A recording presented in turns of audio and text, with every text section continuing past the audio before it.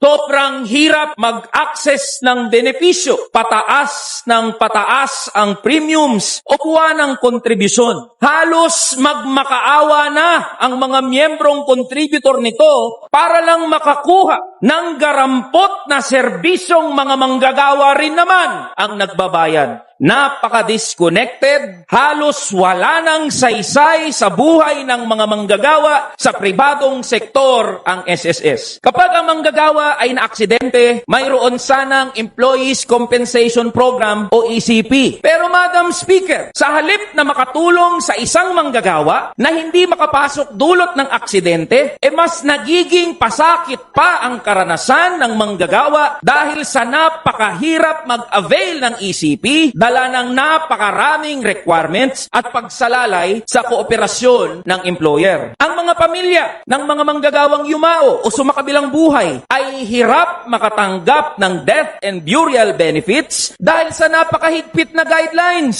Buong buhay ng manggagawa, kinakaltasan siya sa sahod bilang kontribusyon sa SSS, tapos nang dumating ang panahong siya'y na mahinga, ni hindi man lang mapakinabangan ang kanyang pinaghirapan at pinagtrabahuhan. This is not to mention 209 million pesos of late payments which SSS has not released to contributors. In some cases, up to 18 years overdue. Kapag manggagawa ang late na nakapagbayad ng loan o utang, napakabilis at napakabigat ng penalty. Pero kapag SSS ang late magbayad sa mga manggagawa, wala man lang accountability. Sa papel, napakaraming benepisyo at kaginhawaan sana ang kayang ibigay ng SSS. Pero sa katotohanan, nalulunod ang mga manggagawa sa gastusin, sa sandamukal na dokumento at legal fees. Ang security na sana'y inaasahan ay hindi na dumadating dahil sa hirap ng mga requirements at mga proseso. It is no wonder that in the latest report of Anti-Red Tape Authority, numero 1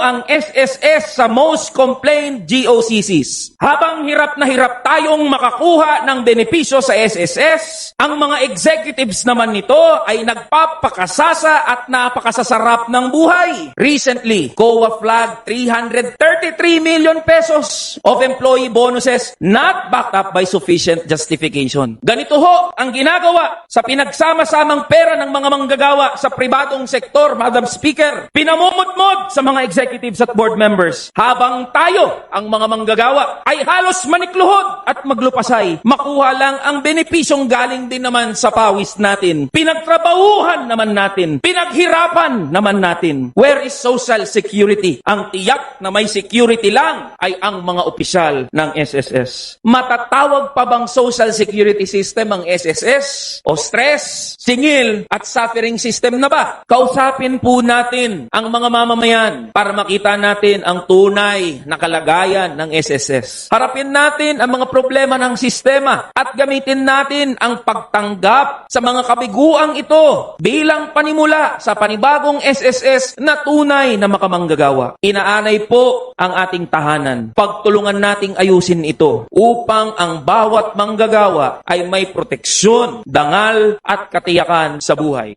Tara na, kamanggagawa!